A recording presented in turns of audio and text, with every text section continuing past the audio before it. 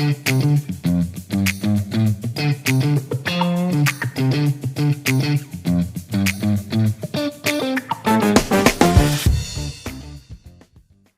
up, everybody? Hello. Welcome to the Smart Marketers Show, episode 6. Happy July. How are you guys doing? Good to see you. We are in the dead of summer. How is everybody feeling? Feeling good about business?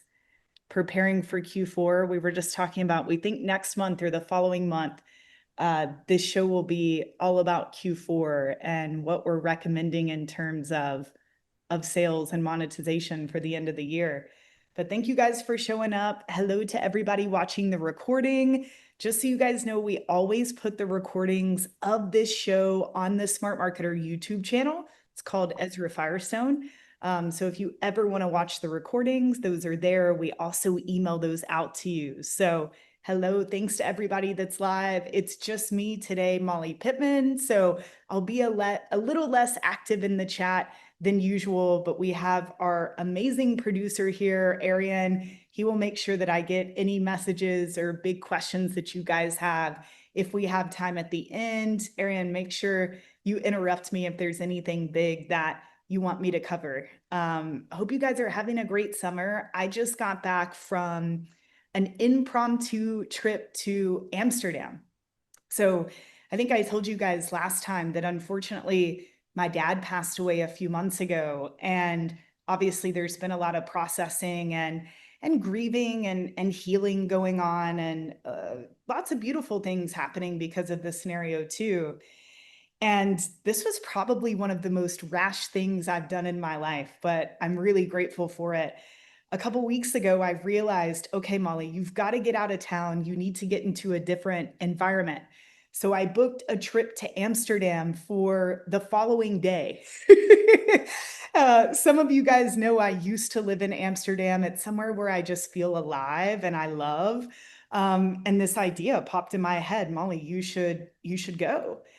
So I spent 2 weeks there. I walked 150 miles in 10 days, which was insane. And so much process came just through moving my body.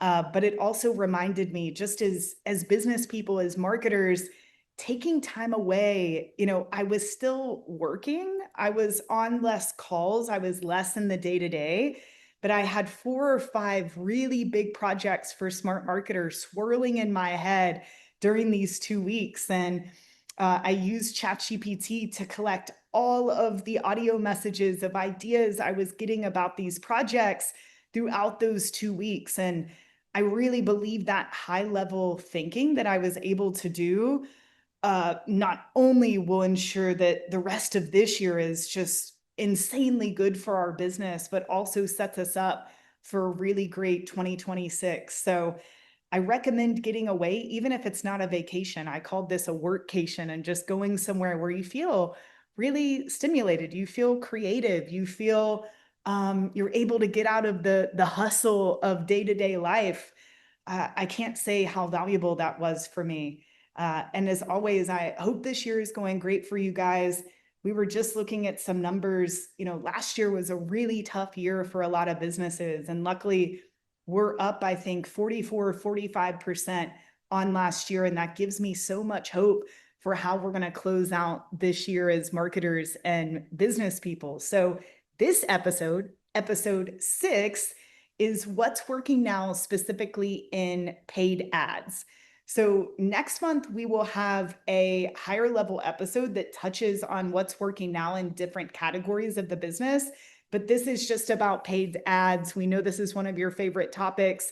I sourced everything in this episode from our amazing media buyers, the ones that are out there doing it for our clients. So this is what's working now in paid ads, backed by millions in spend and 30 top brands. So this is really an aggregation of what's working for our clients, but also our businesses. So a few things that you'll learn. This is a picture of Ezra and I from Smart Marketer Live. So this is actually something I was working on the last 2 weeks. We will be releasing the lineup at the end of next week.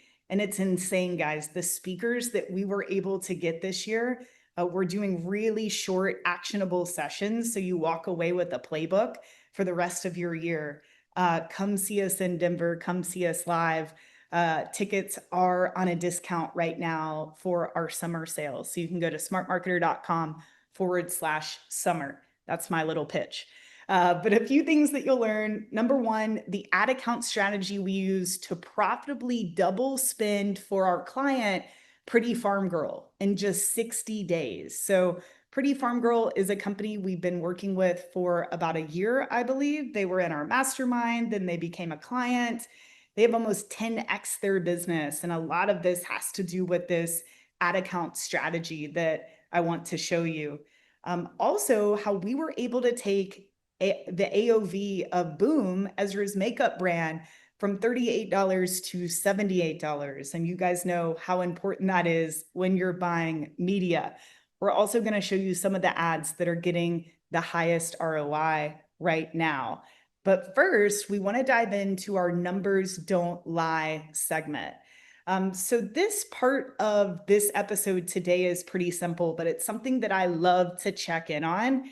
Even in 2012, when I was a media buyer, every year of my career, this is something that I'm monitoring, and it's what is the cost of traffic and how has that changed year over year? So we're doing an analysis right now across all platforms, but I was able to pull specifically what costs were looking like across our clients on Meta. And this is no surprise, but the CPM has increased by about 40%, which is a bigger jump than we usually see year over year. I have a few things that I feel are contributing to this. We're still seeing great results on the platform. Also, I've told you guys in previous episodes that CPMs do not always account for a much higher CPA or a lower ROAS.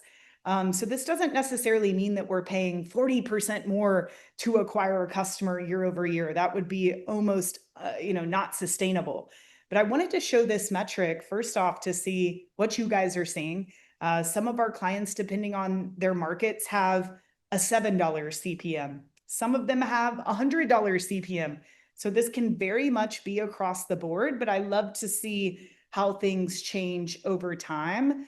I do think we'll see this drop before the end of Q3 and then Q4 when things get really expensive. So right now is a great time to dial in your paid traffic strategy to get as many leads, as many new customers in before you run your big end of the year sales. And again, I do think we'll see this drop in August, and then you always see this start to rise as we close out the year. So things are more expensive year over year. There's never been a year where we didn't see ad costs rise. This is the nature of the platform. This is the nature of just saturation of all of the online brands, all of the marketers that are on these platforms. But it also shows you how important our offers are, how important our average order value is. Dan Kennedy said he or she who is willing to spend the most to acquire a customer wins. And he's correct. And this is one of those reasons. So how are you guys feeling this year? Are things performing better? Are they worse? In the chat, are you seeing higher CPMs than last year? What are things looking like? Because it's really interesting. Even though we are seeing a higher cost per impression or cost per 1,000 impressions, we are seeing much better results when it comes to ROAS, when it comes to the actual ability to scale a business. So, Smart Marketer, we win when our clients win, right? When our clients scale their business, when they spend more money, that is when we make more money. So it's fun because the growth of Smart Marketer is really a reflection of all of you, right? When you're winning, you buy more courses, you join our mastermind, you become clients.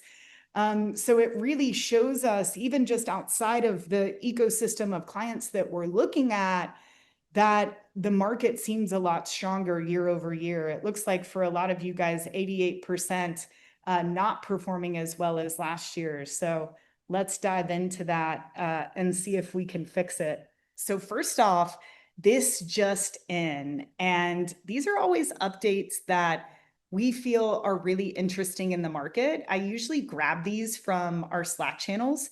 with our team where they're sharing things like, oh my God, guys, did you see that this happened? You have to know that this happened. So just a little bit of news in our space that we feel is interesting. Most of you have probably seen this, but Instagram is enabling search engines for the very first time to crawl posts and reels from professional accounts. And this is interesting because, number one, this is going to change the landscape of traditional SEO. Think about the millions, probably billions of posts and reels that are accounted for across all professional accounts on Instagram. Now we have Instagram here competing for that search traffic. So this is making traditional SEO best practices even more important. I also think this has to do with this rise of AI SEO, and it's something we are very aware of at Smart Marketer right now. Actually, last week, I don't know if you guys have done this yet, but I made my first purchase of a physical product based off of a recommendation from AI. I actually took pictures of all of the supplements that I take every month, and I asked AI, hey, what am I missing? Could I get these, same quality of supplements for lower prices elsewhere? And ChatGPT came up with a regimen for me and 2 new supplements I actually purchased on subscription because they were recommended. And I want to recommend a tool called rankscale.ai. There's someone that we're actually looking to partner with right now, and it's a tool that helps us understand if our store, if our site, this isn't just for e-commerce, this is for any business, are we actually built to be recommended inside of these AI tools, or are we kind of lagging behind? So I thought this update was interesting because I think all of these things go together. But this is definitely changing our strategy now with our organic social. Zach, our social media manager, is now thinking about our captions, right? Our hashtags, the alt text, not only thinking of it through the lens of what is engaging, what is going to get people interested in this post, but also how is this going to do from an SEO perspective? So really interesting move from Instagram there. And then the second thing, I'm sure a lot of you guys saw this, but it's really highlights just how much these tech platforms are investing into AI. So Zuckerberg said yesterday that Meta platforms would spend hundreds of billions, not hundreds of millions, hundreds of billions, which last year I think Meta generated 165 billion in revenue. So they definitely have this money to build several massive AI data centers for super intelligence. You all, this blows my mind, the amount of resources that are going into AI. This data center, you guys, is going to be almost as big as Manhattan. Um, I don't know what this means, and we don't have to get into this. I don't know what this means from a global standpoint, what this means for our planet, right? Aside from that, and those are things that I think about, this really shows us just where this is going. And as most of you know, Zuckerberg hired OpenAI's CEO. So these tech giants are just having it out, right? They are battling for who can put the most resources into this, who can hire the smartest people when it comes to AI. So this is something to look into. I don't even know how to pronounce this, Hyperion, but the other one, Prometheus, that one's pretty easy to pronounce. So there's one that's coming in 2026 that's going to be even bigger. So very interesting to see what's going on in this space. Okay, action of the month. You guys love these so much that I added 2 for this particular session. So the first one is a tip from our media buyers. So obviously we are in heavy planning for Q3 and Q4 right now. After this, I have planning calls with a few of our clients to make sure we're getting ahead of the game. And so one of the first steps that we take is, of course, analyzing what worked last year. what didn't work last year. We will do a whole Smart Marketer Show episode on this. This was a quick tip that is different from what we usually do before our Q3 and Q4 sales that any of you guys could easily implement. So this is from Attila. He's one of our senior media buyers. He's someone I've known over 10 years. He was in our programs back in the day. He was one of the first media buyers that we hired, one of the best media buyers on the planet. And he says, just an idea when it comes to pre-Black Friday, Cyber Monday. Lead gen campaigns. This worked well for a blank client for a Father's Day sale, and I pitched it to another client I had to blank out. So this isn't just for Black Friday. You could use this for any sale that you're going to run.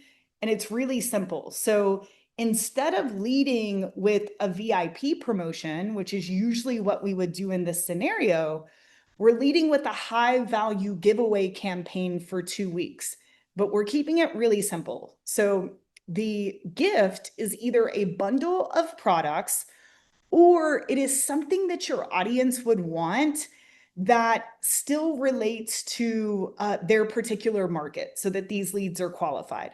So a good example of this would be our client Antler Rings. They sell really cool rings for, let's call it more of the Western market, like people that love to hunt, they love to fish. So a lot of times for their giveaways, instead of giving away their products, because that can get a little stale, we will give away something like a trip to a rodeo or a really cool antler chandelier that they don't sell, but it's something that their audience would get really excited about. So we're not giving away a laptop. We're not giving away something generic. We're either giving away our products or something that very much qualifies the audience. Now, we are still using a conversion campaign here. So we're not optimizing for leads inside of Meta because on that thank you page, we have something to sell. So that's what's important here because you can still judge this campaign off of a metric like ROAS that's more performance versus a lot of times when you're building up a lead list for a sale, which can work, you kind of just set a random lead cost metric and that's your benchmark. So another tweak to this is that we have an offering on that page. That offering could be your Father's Day sale that's like an early opening, early access. That offering could be just another offer. It could be a catalog of your products, or it could be your hero product. The key is that we're optimizing for conversions and we have something to buy on that thank you page.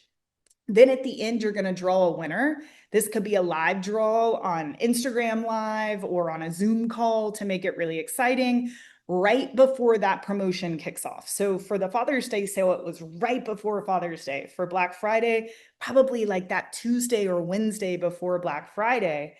And then the people that don't win, right, there is still that promotion of whatever your sale offering is. So again, this is very different from sign up for our VIP list, be the first to learn about this sale. There is a time and place for that, but I think consumers are getting they're wise, right? They kind of know what that means. It's like, oh, I'm giving you your email so you can tell me to buy stuff from you, right? This has more value up front, but you are actually able to scale these campaigns off of a ROAS metric, and it's a great way to get some fresh leads in before the sale. What we also see is that these people, if you have the right gift for the giveaway, tend to have a high lifetime value because they were qualified by the thing in which you were giving away. So for Smart Marketer, a lot of time we'll give away a bundle of our courses or a business makeover, which would be consulting with Ezra and I. Like only you guys would be interested in that stuff. Like my mom doesn't want that. My grandmother doesn't want that. My husband doesn't want that. You people, business people, marketing people, my people, you want that. So again, the gift is very, very important here. And it's so smart to run this right before a sale so that you have that conversion opportunity way closer to the lead generation than you normally would with something like this. So shout out to Attila for noticing this is something we're recommending for all of our clients right before their big Q3 and Q4 sales, something everybody should try out. And then the second action of the month is an ad account strategy. This is back to Pretty Farm Girl that I told you about earlier. Pretty Farm Girl is an amazing company. They have a farm in Florida. They are a family-run business. They have just a team of genuine, amazing humans, which is a big reason that this brand works so well. But they're also great marketers, and we love working with them. So I wanted to just detail this insane growth that they've had, and what that looked like high level from our meta ad account strategy and how you guys can implement the same thing. Definitely check them out when you guys have time. Part of why this works too, this brand sells many different products, all made in their facility, everything sourced from their farm. They were one of the first ones to really hop on this tallow trend. A lot of ladies might have heard of this, where, I mean, even at my local farm store here at checkout, there's beef tallow. So this is also just a very hot market right now, which has absolutely helped in their growth. But we said this helps you scale smarter, not harder. And it's pretty simple. So the first part of this is really focusing on, okay, how do we scale winning ads faster? So when they came on as a client, there was so much going on that there wasn't a true understanding of what was working and why. And we'll dive into that. And this allowed us to uncover a lot of missed opportunities, which is really interesting in a different perspective that I have now running an agency than I did just as a media buyer that was looking at, maybe a few accounts at a time. It's crazy how many businesses start working with us and they worked with amazing agencies before, or they have great media buyers on their team, but you get so close to what you do. I'm sure a lot of you feel like this sometimes. I feel like this with Smart Marketer all the time. I'm like, I'm so close to this that sometimes there are big opportunities in front of me that I just don't see because I'm so close to it. And, in the first 60 days that we're working with someone, we're always able to pull, just missed opportunities that are obvious in the account, that just weren't seen by whoever was working on this before. And then, of course, creating this repeatable testing engine, which is what you guys are the most interested in. We know that as Meta invests deeper into AI, as we saw, not only are they starting to, want you to create or help you to create copy and creative that's to specific personas, right? This is becoming a game of how many creatives can we give this engine, finding a sweet spot, right? Too many, and it's going to tank your ROAS because you're having to spend too much money on testing, but too little, and you really just start to see results dip. So what does that testing engine look like? It looks a little bit different for all of our clients, but we've actually been able to SOP this, so that we can give it to you guys. Again, it's a little bit different for each client, but in a broad sense, it's like, here is how we are going about this testing process. So we give the machine what it needs, but we don't give it too much, right? You don't want 50% of your budget to be dedicated to testing, right? That's too much. The overall blended ROAS of your account would be awful. So what does that look like? And what is this ad account structure? So this is a picture from Mentor Table. This is a mastermind that we have that we absolutely love. If you're a business that's 7 figures or more, definitely check out smartmarketer.com/summer. I think that's the URL. Sam, correct me if I'm wrong, but there is a place on that page to apply for our mastermind. We have a VIP day in October before Smart Marketer Live just for our mastermind, but just a little pitch for that. So just to first dive into this before we get into the specifics. So the smartest way to organize what you're doing is, of course, to always know what's working. So many people actually don't know what's working in their account. You would be surprised.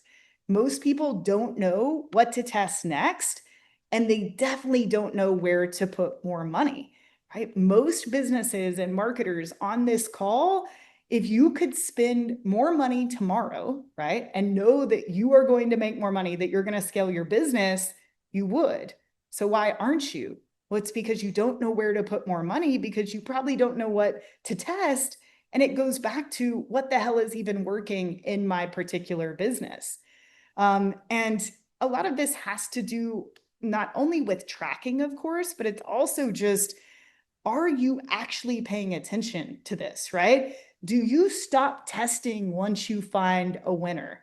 We dive into so many accounts and people are like, well, I found a winner, right? I found one ad that was a winner. So I kind of quit, right? I kept trying to scale that one ad. Or they're wasting money mixing new ideas with proven ones, which is really interesting and something that we see a lot. So this is going to help give every ad a clear purpose. When you guys are doing something, when you're launching something, it doesn't matter the platform that you're launching on. You should know what the purpose of a particular ad is. And the purpose isn't just make my business more money, right? The purpose needs to be specific, right? What is the goal here? Is this here to fight creative fatigue? Is this here to acquire more new customers into your brand? Is this here more for a retention play? We have to have a clear purpose so that we can actually measure and spot winners. That is what is going to lead you to confident spending. So as I said, this is something that we do for our clients every single day. This helped boost Pretty Farm Girl's revenue by 60%.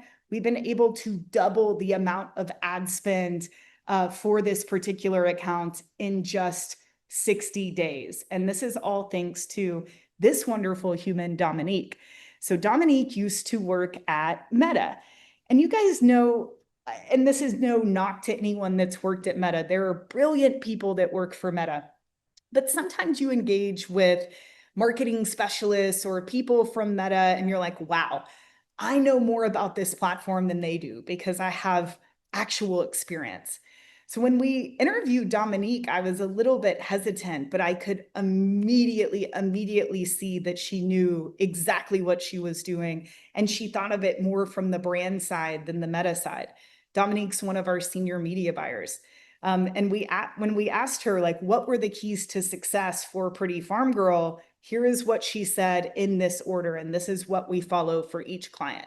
So the first is the funnel fix. So something Pretty Farm Girl was doing that's really common now with Meta's new campaign setups is people don't realize that a lot of their top of funnel campaigns, their CBO Advantage Plus campaigns, are targeting way more existing customers. They're essentially retargeting people way more than they are actually acquiring new customers.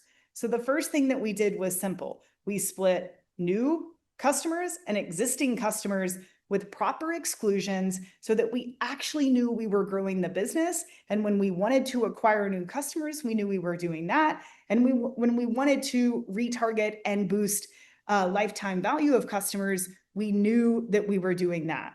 And it's surprising, even in our mastermind, we were talking about, okay, here's how to go in and check for this. And a lot of people are actually not doing this, right? Because exclusions used to really hurt the performance of your campaigns. Now, this is a huge risk. So the first thing we did, fix the funnel in terms of the campaign types. Are we splitting this into new and existing? The second, of course, was a creative overhaul. You guys can go to Facebook ad library at any time. You can see the creatives that we are using. What is great about Pretty Farm Girl is that the owner, she is very good on camera. So they've always had good creatives, but they very much relied on her. So really looking at fresh formats that I'm going to show you in a second, just different bold ideas. It's something Dominique is so good at, especially in this market. So it's like, okay, let's fix the account structure setup. Second, let's fix the creatives. Third, message testing. As I mentioned earlier, most of you guys have probably noticed in Meta that they are now wanting to let their AI help you with your personas. And especially for a brand like Pretty Farm Girl, I would call this a product-centric brand. And what that means is that this product could be used by almost every human on earth, mostly women, but almost every human on earth could use these different skincare products. Now, that can be a benefit to the scalability of the brand, but that can also be a huge disservice because you're not niching down to these certain pockets in order to scale up the brand. So that was the third thing that we did. What are the different pockets of women based off of their age, based off of their interests, based off of their skin type, based off of what they do in their day to day, right? Who are those pockets and how can we come up with specific messages to reach them? Then we started focusing on budget. So this was something Pretty Farm Girl wasn't as strong with when they came on. They were making most of their decisions inside of Facebook, basing this off of ROAS versus looking at the bigger picture, like John and I discussed in episode 3, I believe, of the Smart Marketer Show. So we helped them understand what a customer was really worth to them every single month as time passed. And we were able to set some more aggressive goals so that we could scale this business a lot more quickly. It's very important. Every time I start even consulting guys with a brand and they're trying to grow with Meta or they're trying to fix their paid media, we actually start with their numbers. What is a customer worth to you every single day for the first year of their existence in your ecosystem? How can we be more aggressive in setting these goals so that we can afford to spend more to acquire a customer so that we can scale the business? Really, really important. And then, of course, focusing on the landing page, which I'll show you here in a little bit. Most of you know that we usually recommend when you're first starting with paid ads, driving directly to a product page. We call it the butter chicken. Ezra named it that. And that will work to a certain extent, especially depending on the strength of the page, what you're selling. But eventually you start to scale out of the part of the market that is so desperate for whatever solution that product provides them. And we need more advanced offers. And that was definitely the case for Pretty Farm Girls. So we had really scaled past the ability of just using the butter chicken. So we started going to their homepage. Not everyone's homepage is strong, but theirs is. And then things like evergreen discount collection pages, we call them. So this is a good example of this. This page has no navigation at the top in terms of you can't click to their blog, you can't click over, and you're not there.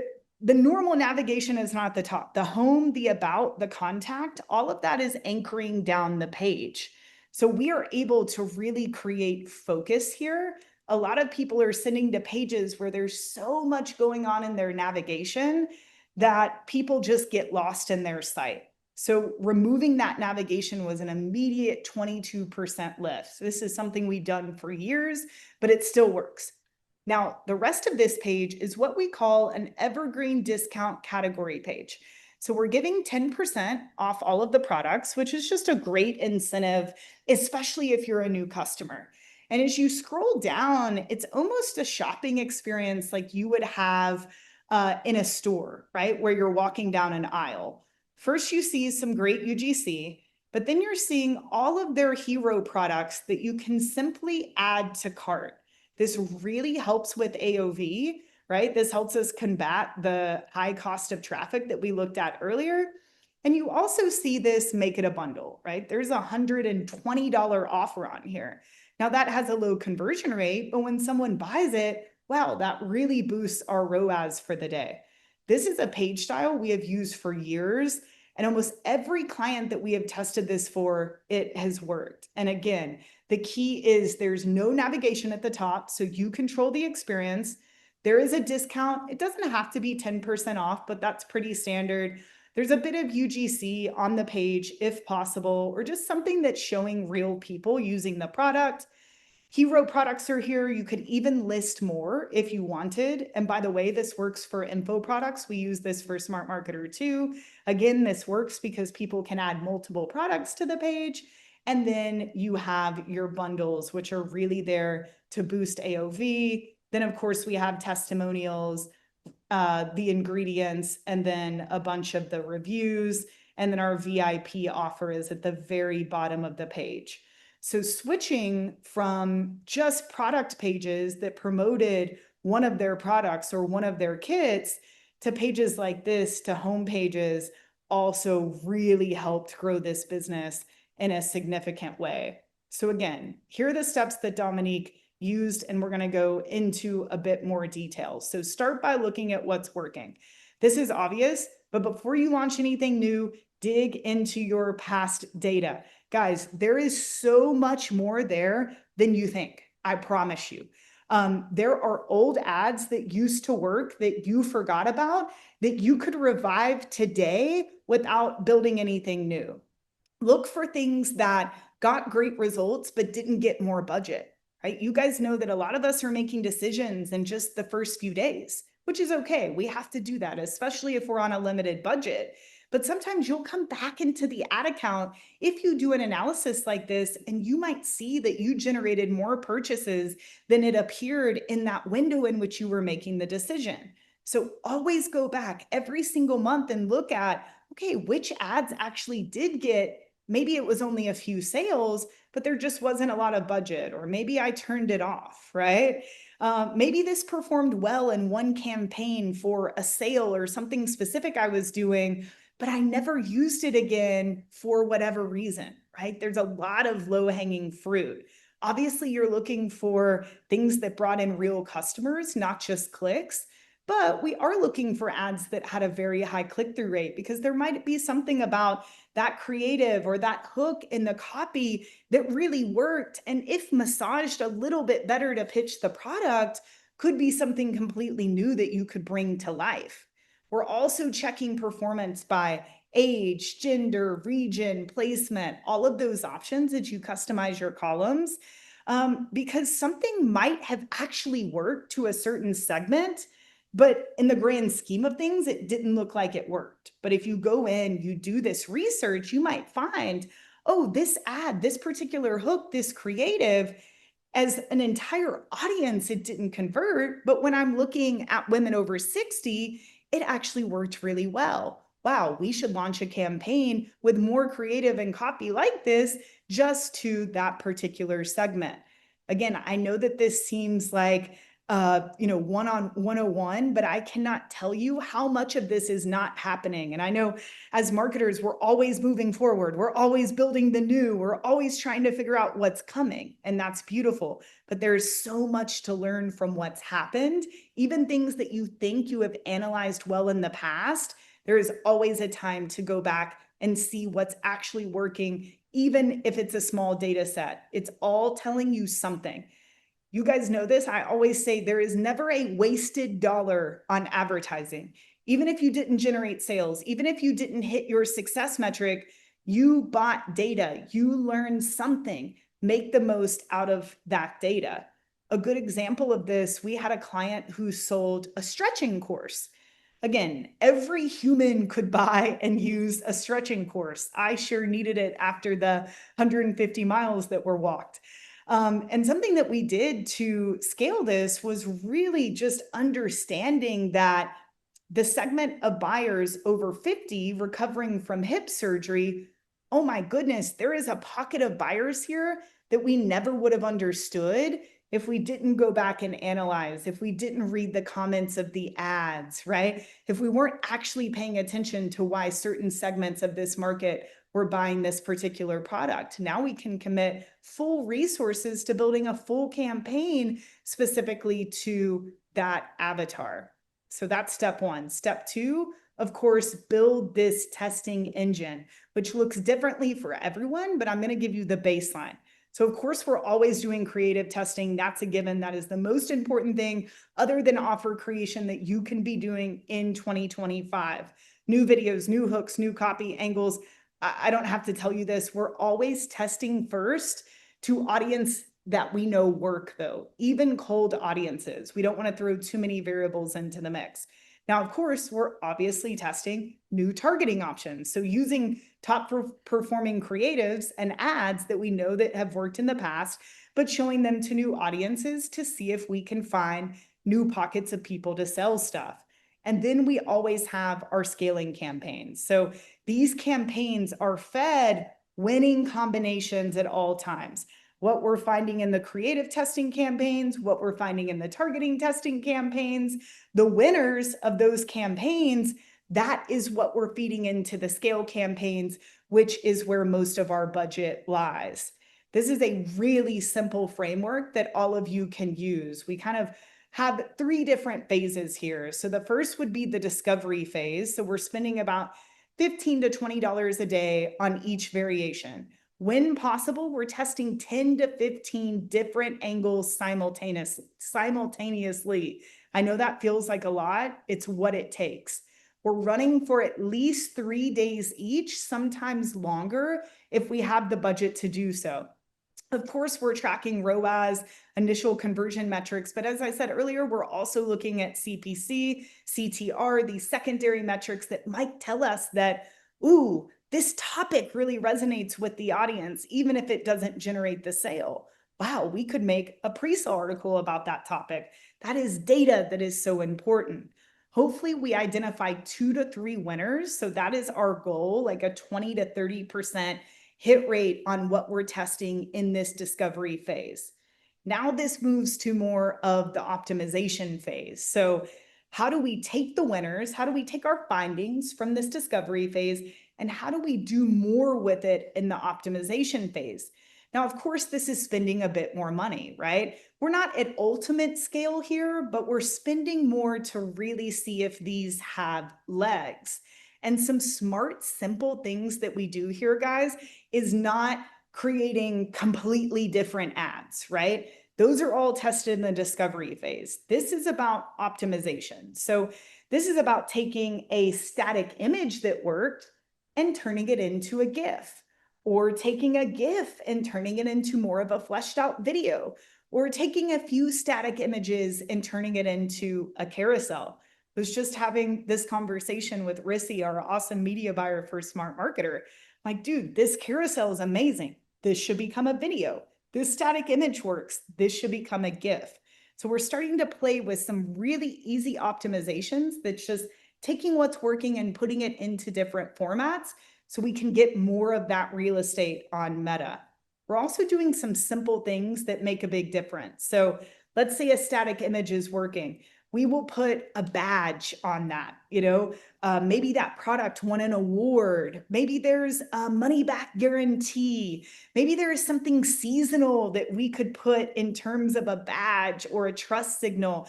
Maybe we could overlay a little bit of copy about a hook that we see that's working onto a creative that is also working. So again, small little edits for our editors that make a really, really big difference. Obviously testing different headline copy variations here too, but we're not creating completely new creative concepts, right? These are not new scripts. There's no, new shooting being done, of footage. This is really just taking what we have and making some slight edits. Then we get to the scaling phase. This is, of course, where most of the money is spent. And we're focusing the budget and trying to isolate as much as possible the top 2 to 3 performers from this optimization phase. Of course, we're creating lookalikes. We're looking for other interests. We're looking for other campaign types we could put these winners into to try to get more juice. We're also thinking bigger picture. How could we build a landing page based off of whatever message is working? How can we build a full follow-up sequence from an email standpoint and or a paid traffic retargeting standpoint that really helps to optimize whatever we see is working here? So again, it changes a little bit based off of the client, but this is that testing, optimization, scaling framework when it comes to these creatives and copy that we're using every single week for every single client. And our goal is usually to test about 10 to 20 of these different creatives every single week when possible.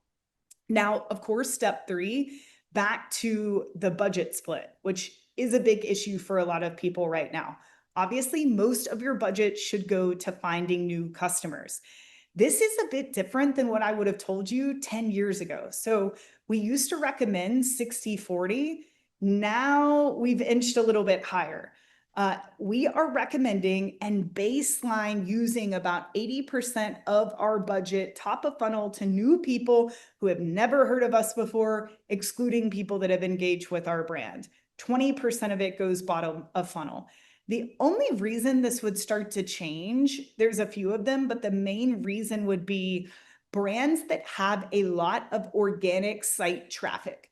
So like you have brands that have really built themselves on organic social or organic SEO, or maybe they're, on TV, or they have a famous founder and they're just getting a flood of organic traffic. When that's the case, you might start to see a different budget split here because you have so many free people in that retargeting audience. That audience is so big that you need to spend more to reach them. But nowadays, especially with the new meta campaign types, it's about 80 to 20%. And shout out to Diliana, our manager of advertising. She said, a lot of brands don't know their numbers, which is true. You can't scale if you don't. You might be sitting on a gold mine and not even know it. And again, back to Pretty Farm Girl, they were not spending 80% of their budget on new customers and they had no idea. So it was just a regurgitation, all of these people in the same ecosystem that wasn't growing the business as quickly as you could, and definitely wasting money. Step 4, test every week. We already talked about that.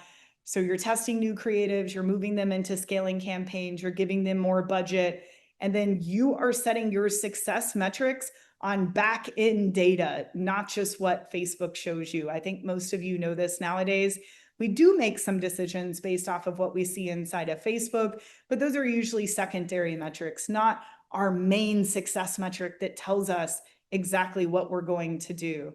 So here are a few ways that we fight creative fatigue that could be really easy iterations for you guys. So back to the testing, optimization, scaling part that I was telling you about. These are our SOPs right now for how we're doing this. So when we're trying to fight creative fatigue and we're not creating entirely new concepts, okay? We are trying to create iterations of what has already worked. I have easiest, medium, and advanced. So first we start with the easiest. We already talked about this. How can you just change the format? How can you change something that's working in one format, putting it in another format so that you can take advantage of that full real estate that Meta has available? That's easy. The second is context changes. So these are things like, okay, this creative is working in a studio setting. Well, what is this creative really saying? How could we show this in more of a lifestyle setting? How can we maintain the same hook, the same message of what we're doing, but instead of having it in a studio shot, let's have it in a lifestyle shot? And the reason we're thinking about this, guys, is again, it's less risky because we know that the overall concept, the hook, works. But we also understand that our audience is like a pond of fish. And some of you might be more likely to engage with a studio, very professional shot. Some of you might be more likely to engage with a random video of Molly, in my car or looking like a real person. So this is also starting to help us scale to all of the fish in that pond. Maybe it's a day scene and we're going to a night scene. Maybe it's indoor, maybe it's outdoor. Maybe it's this certain breed of dog and we keep the hook the same, but we change the breed of dog. Maybe we're speaking to something seasonal or a relevance of what's going on in their life. And now we're updating that to be about whatever this current season is. So the next step from the easy format changes is still, how do we maintain what we're trying to say, but how do we change the context? And then of course you have the perspective changes. And this is where you would need new footage. This is where you start to get into more of new creative concepts. So maybe a customer point of view on the product, a customer story is working really well. Okay, we know a story works. How can we flip that? How could we have someone on your team tell the story? How could we have maybe you as the founder tell the story of why someone should use your product? Every problem has a solution. So maybe there is an ad that's really hitting on the problem and that's working. Okay, could we use that same style, but lean more into the solution to that particular problem? Could we go from showing an individual person to a group, to your team, to your customers, right? Instead of speaking to the present state of where they are, could we flip that concept and start to speak to the future? There's so many ways to do this, guys. These are just 4 examples for each.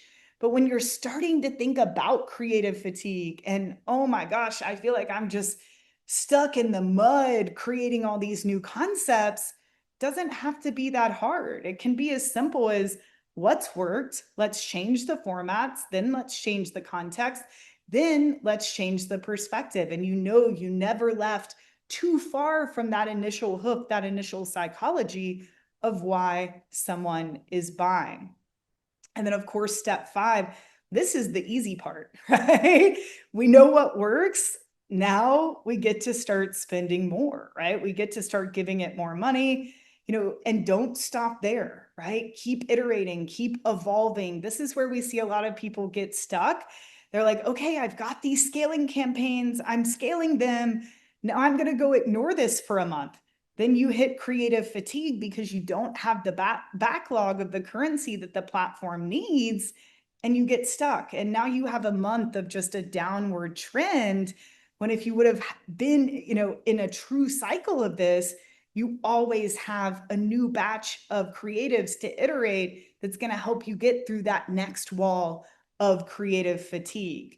And here are current SOPs. This is literally from a call that we had with our media buyers last week. Again, there's slight variations of this depending on the client, but right now, in general, this is the criteria that we use. A lot of you ask these questions, so that's why we're sharing it. So we scale when CPA is 50% below target for 7 days. That's a sweet spot. So your CPA goal, right? This campaign or this ad set or this ad is 50% below target for 7 days. That shows you that there is breathing room where you can increase the budget, you can spend more and still stay below that CPA target. We scale by 20% every 3 days. This has always been the case since I started running meta ads in 2012. A lot of people are like, Molly, I doubled my budget and the CPA skyrocketed. And it's like, unfortunately, these platforms just don't work that way. So right now we're scaling 20% every 3 days, which is very different from what we used to do. We're always watching the frequency. A lot of you guys ask what frequency is too high, what frequency is too low. This does depend on the client, but if we're seeing more than a 2 frequency for that week, we might start to think about pausing, or we might start to think about throttling and not scaling that particular campaign because we don't want to wear out the audiences from our audience testing campaign. And then, as I said earlier, have new variants ready before you try to go into another big moment of scale so that you actually have the assets that you need to give Meta what they need to do their job. So these are baseline, our current criteria. Again, every client has little nuances where this might be different, but e-com, non-e-com, these are our scaling criterias right now. So again, analyze what is working. Most people don't do this to the extent that they need. Build your testing engine, and remember that testing isn't just creative, it's also audiences. Really, really keep in mind, especially with the CBO Advantage Plus campaigns, how you are splitting your budget between top of funnel and retargeting. Probably allocate more to top of funnel than you would have 5 years ago. We are testing new iterations every single week, at least 15 to 20 new creatives when possible. And then the easy part, spending more on the winners, which I just gave you the criteria for that. So did this give you guys some new ideas? Do you feel like you're going to change the way you're doing things inside of your Meta account? Let us know in there. Arian, let me know if I need to make anything more clear. But that part was pretty cool. Now we're going to copy this win. So this one was pretty simple, and this is a fun story. So Boom is a makeup brand that most of you guys know if you've been following us for any amount of time. This is a brand that Ezra started, I believe, about 15 years ago. And this brand has gone through so many different iterations. Most of you know that Ezra sold part of the company to private equity. He's gone on that journey. Different teams have then since worked on this particular brand. So Smart Marketer, we weren't as involved in Boom, I would say the last year or so. And recently, with Dominique, we have become involved again. So we took back over the running of the paid ads, et cetera, the direct response marketing. And one of the first things that we needed to do, you guys know why, is to boost AOV. So it was like, guys, this has really gone down the last few years. This is really not sustainable in this particular market. What are simple ways we could go about this that all of you could copy? I mean, an extra $11 here is very, very helpful when it comes to our ROAS goals. So here are the 3 big moves that we use to help Boom Beauty add $11, $12 to their AOV. So the first thing was focusing on a bundle for our top of funnel ads. So in episode 2 or 3, John Grimshaw and I talked about selling a system instead of selling a product. That is where this comes into play. Doesn't matter what you're selling, guys, if it's information, if it's software, if it's physical products, how can you craft an offer where you are selling multiple products and you have a higher cart value? So the account had mainly been focusing on, selling one product or selling one stick or selling one jar of skincare. We're like, okay, we've got to go back to this trio. We've got to go back to selling these 3 products at one time to boost the AOVs. So that's the first thing that we did. That is something all of us can do. Now, the trio is $79, right? That is a really good sweet spot. You see that that's almost exactly what our AOV is now. 90% of budget is focused only on this offer. How crazy is that? It's not on the a la carte offers. Sometimes people go to the site, buy a product a la carte. That's great. But 90% of the budget is focused only on this. The other products are pushed via retargeting, email. Hey, you have the trio, so you would love Boom Silk, our skincare, but 90% of the budget focusing only on the system that is the bundle that is $79. Now, why did this work? We basically just covered that. This is a flagship offer. It's a simplified customer journey. It's easy to scale this because people understand that these 3 products work together. So this is something you want to keep in mind as you are creating new products that you want to launch in the future. It's not just what can I create that's going to go viral in the market. It's what can I create that accompanies what I'm already selling so that I can actually sell a system that has a higher AOV. The second big move is not a surprise. The other agency had gone back to sending most people to a product page. We came in, we flipped back to what we know used to work, and this is going to pre-sale articles like 5 makeup tips for older women. This is more scalable. It relates to more of the market. Even women that are not in the market of buying makeup in that moment see that there's a piece of content for them. But the real reason this works is it very much promotes this Boomstick trio and this $79 offer, and there are other bundle offers on this page. That's how sometimes we'll have a cart value of $200 because someone buys the entire makeup set. So we still send to product pages on some occasion, but we started shifting most of the top of funnel traffic back to pre-sale articles that we know boost the cart value.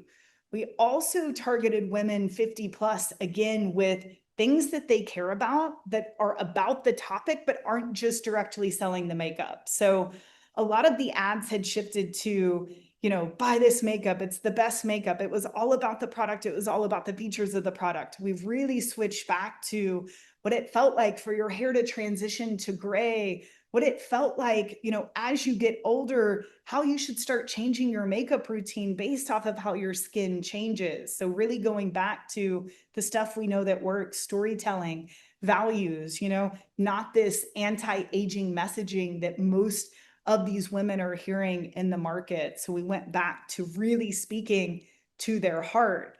And then the third big move, we targeted smarter by rebuilding audiences around our ideal customers. So the brand had really gotten away from the ideal customer, at least how it started. So we went back to old school things that you guys probably saw, a lot of you in our courses 5+ years ago. Women over 50, my mom, what books are they reading? What brands? What hobbies? What do they love? Let's target them based off of that. Let's not just enter this generic makeup, skincare market for women over 50. Let's use old school ways of reaching them. What are they interested in based off of their age? And how can we find them in those pockets? Dominique's using campaign optimization types like value optimization, minimum ROAS, and cost cap bidding to also ensure that AOV stays high. So it's interesting because we actually didn't change anything about the site, guys. Think of that. So we were able to boost AOV in the way that you saw without really changing anything about the cart or the site or the customer journey after the click. We just changed the messaging, the targeting, and the offers in which we were sending traffic to. Now, are there optimizations we can make on the site? Hell yeah, that's always a focus. But another reason I wanted to show you this case study is it shows you how much heavy lifting can be done just on the ad side of things if you're really willing to think about it big picture. And this is an awesome picture of some of the older photo shoots we used to do of women that really look like our ideal customer. And we brought them back into the fold and really focusing on women that look like the people that we are targeting. We've also very much improved the ads. So you will see that a lot of the ads we're using for Boom do have a more professional feel. Some of them look native, especially our old school UGC videos. We'll always use those, right? We will always run ads that look native, but we are stepping into this new age of, as a brand, with where Boom Beauty is, wanting things to look a little bit more professional.